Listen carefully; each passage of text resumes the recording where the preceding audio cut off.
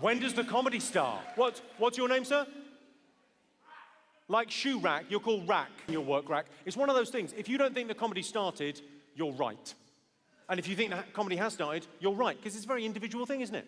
And if the show's not for you, it's not for you. But I feel bad if you paid all this money to come and see me and you don't think it's funny. You've had a disaster. But I suppose, Rack, you have learned a valuable lesson. You've learned life's not fair. You pay your money, you take your chance. Sometimes it's a good show, sometimes it's not for you. But I'll give you another example, Rack, so you haven't had a wasted evening. At least you've learned something.